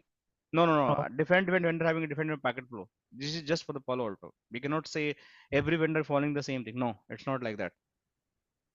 FortiGate having a okay. different behavior, Checkpoint having different. So every vendor having a different packet flow behavior. It's just for the Palo Alto. Okay, okay. So in future there are chances that this yes option, the IPsec inspection can come on the first place, right? Technically, it's in the first place only. Just Okay, it's classified in the packet flow. So just then you are understanding one by one. But technically, it's the okay, first place only. Technically, it's okay, first because you are in the main door and it's everything inspecting in the first place only, and it's happening in the parallel. I'll explain what is the parallel processing. Then you come to know how this okay. all is going to happen in the parallel. Okay, and this IP fragmentation, does this take place when it will open the L2, L3, L2 or L3 packet, or then it will do fragmentation, or it will do fragmentation the right from the moment it hits the interface if it sees that the packet size is Fragmentation only, 1600? yeah, fragmentation only happen when the size is going to be greater than the MTU size. So when it is going to enter the very first interface where the packet is going to be land, then fragmentation is going to happen. If rest middle of the interface where packet is lesser than the MTU side, then there is no fragmentation is going to happen. So ingress interface who receive very first time the higher Mhm. MTU size of the packet, that is going to do the fragmentation.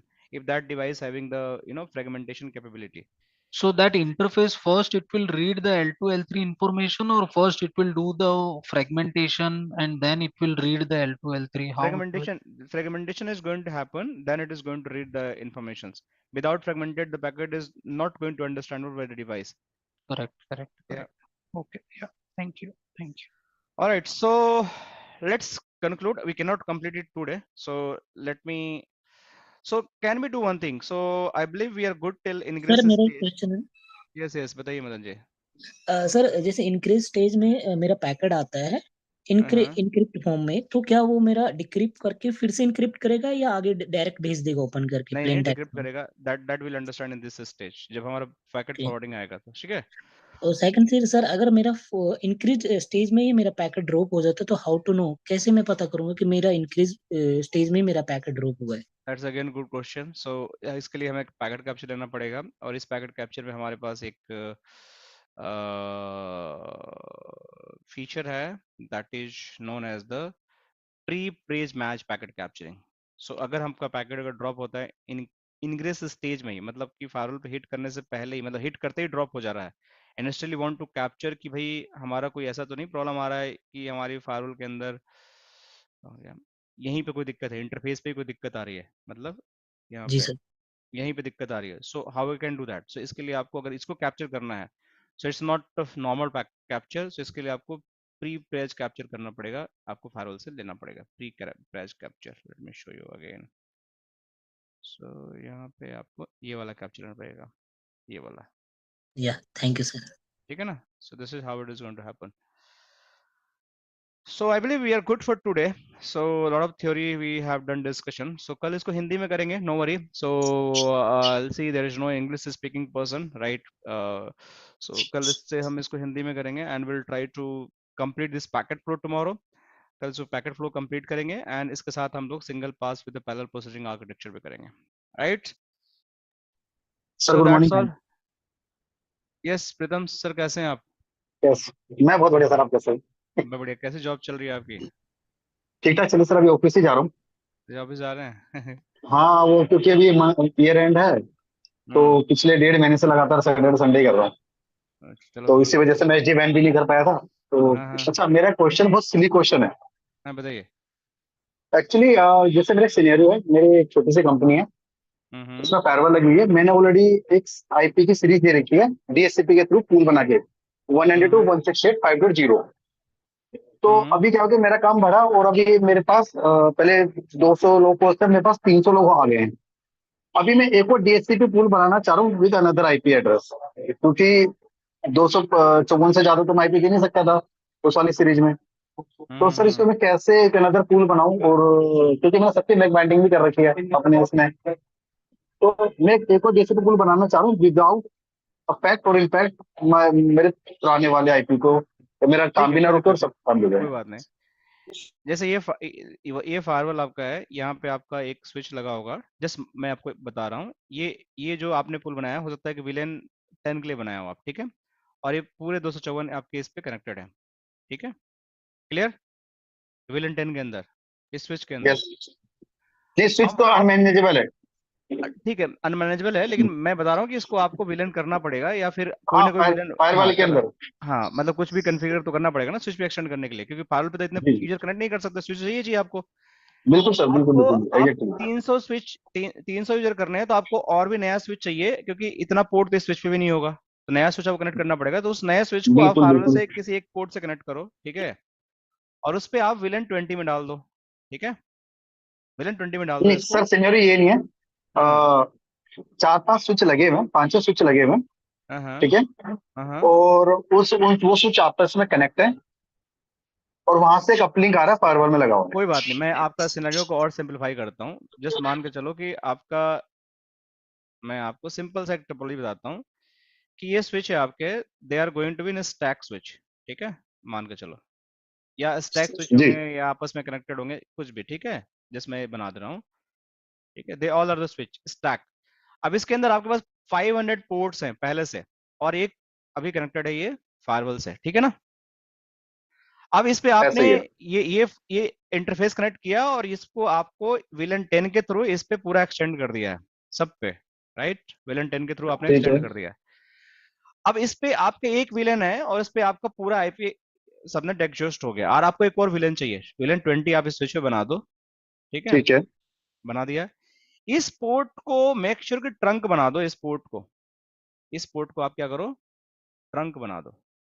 और यहाँ पे जो port है, या तो इसको trunk बना दो, अगर एक ही पोर्ट है तो दूसरा पोर्ट एक कनेक्ट कर लो, दूसरा, इसको एक्सेस बना दो, इसको भी इस पे एक विलन पास कर दो, यहाँ पे एक आईपी कन्फिगर कर दो 192.168.6.0/24, ठीक है, इस पे, या इसी इंटरफेस को आप सब इंटरफेस बना दो, यहाँ पे 2 सब इंटरफेस बना दो, लेकिन इस पे आपको पुरानी आउटेज हो जाएगी अगर ऐसा करोगे, तो आपको डाउन टाइम क्या हो लेना जाएगा? पड़ेगा, क्योंकि आउटेज हो जाएगा, क्योंकि अगर सेम इंटरफेस को यूज करोगे, सब इंटरफेस बनाओगे तो। Okay okay. हाँ, तो आप नया सर यही हो इंटरफेस, सकता है सर, या एक्चुअली क्या है ना, मैं हाँ, फायरवॉल से 2 पोर्ट नहीं ले जा सकता स्विच स्विच तक। तो ये ठीक है तो ना, है कंफर्म। तो फिर आप हाँ नहीं ले सकते हो, तो फिर आप इसको क्या करो, क्या डाउन टाइम ले लो, इस इंटरफेस पे सब इंटरफेस बना दो, ऐसे सब इंटरफेस बन जाएगा आपका, दिखाता हूँ मैं हाँ, आपको। बिल्कुल बिल्कुल, हाँ वो। So you can create the sub interface, आप जाओ यहाँ पे, इस पे इसको लेयर 3 में कन्वर्ट कर देना, और इसको सब इंटरफेस को जो हमने लैब बताई थी ना पोलो क्लास में, हाँ उसको देख बिल्कुल लेना। बिल्कुल, ये याद है मुझे, तो याद है, उसको मुझे याद सब है। इंटरफेस करके सब इंटरफेस बना देना, और डीएससीपी की जब लैब में कराई थी सब इंटरफेस पे ही कराया था, उस पर जाके बिल्कुल सही, डीएससीपी हाँ। कन्फिगर कर देना, और फिर आपका सारा काम हो जाएगा। इस पोर्ट को मेक श्योर ट्रंक बना देना, आपका हो जाएगा, कोई दिक्कत की बात नहीं है, इसको ट्रंक बना अच्छा, देना। कौन स्विच वाले को? हाँ, इसको ट्रंक बनाना पड़ेगा, 2 विलन पास करना पड़ेगा ना, 10 एंड 20 दोनों पास करना पड़ेगा ना फिर आपको। अगर स्विच अनमैनेजेबल हो तो? यार वो तो करवाना पड़ेगा ना, अनमैनेजेबल तभी तो कराना पड़ेगा ना आपको। सर इसमें ओके कुछ ओके। क्योंकि आप स्विच जो है पुराने पुराने टेक्नोलॉजी के हैं, तो उस पर तो मैनेज हो नहीं सकता, उसमें किसी तरह की वो कॉन्फ़िगरेशन हो सकती है। तो आपका फिर कैसे कैसे विलन पास कैसे करोगे, फिर सारे विलन 1 के अंदर रहेंगे, तो फिर आप इस एक काम फिर इसमें ये कर सकते हो, जैसे /24 का सबनेट है ना, सिंपल तरीका ये है, इसको /24 का कन्फिगर कर दो, फिर /22 का कर दो, इस सबनेट को बढ़ा दो, बस खत्म हो गया। इस सबनेट को बढ़ा दो, क्या दिक्कत है, /22 का कर दो इसको 24 की जगह, आपको ढेर सारा आईपी मिल जाएगा। बिल्कुल सही, बिल्कुल सही। ये अगर हो सकता अगर है। अगर फायरवॉल पे गेटवे है तो सबनेट इंक्रीज करना बेस्ट ऑप्शन रहेगा सर। हाँ, बेस्ट सबनेट इंक्रीज कर दो, क्या दिक्कत है, फिर आपको आईपी भी मिल जाएंगे, फिर कुछ नहीं करना पड़ेगा, नीचे कुछ चेंज नहीं करना पड़ेगा। अब आप अगर कुछ नहीं कर सकते हो यहाँ पे, there is no option, you just have to increase the subnet size, फिर आपका काम हो जाएगा यहाँ पे। Hello hello. Yes Rajesh ji बताइए। सर सबनेट को बढ़ाना ही बेस्ट प्रैक्टिस होगा सर। अभी मैं देख रहा हूँ ना अपने करंट ऑर्गेनाइजेशन में, क्योंकि हम्म। फायरवॉल पे कुछ भी चेंजेस करने जाएंगे तो वो बहुत अप्रूवल में भी लेना हो, बहुत सारे हाँ मतलब जस्टिफिकेशन देना हो। जस्ट मैं सिनारियो हिसाब से बता रहा था कि मतलब हमारे पास 2 ऑप्शन है, हम इसको भी डेफिनेटली, हम सबसे इजी ऑप्शन है कि इसको हम सबनेट बना दें, तो हमारा आईपी पूल बन जाएगा, तो कुछ चेंज करने की जरूरत नहीं पड़ेगी, बस आपको डीएसपी में जाके उसके आईपी का रेंज बढ़ाना पड़ेगा बस। Firewall done. पे भी I also subnet change faced करना this पड़ेगा। same scenario in my previous company, and I increased that subnet also using the /23 or 22. It might be a good option. Yes, it would be good options. ये sir. चलो, I think we are good position, thank you right? Sir. Thank you, welcome welcome welcome welcome. हमारा काम ही यार आप लोगों को बताना, जितनी नॉलेज है उतनी, ठीक है? जी ठीक है, सी यू गाइस टुमारो, ओके।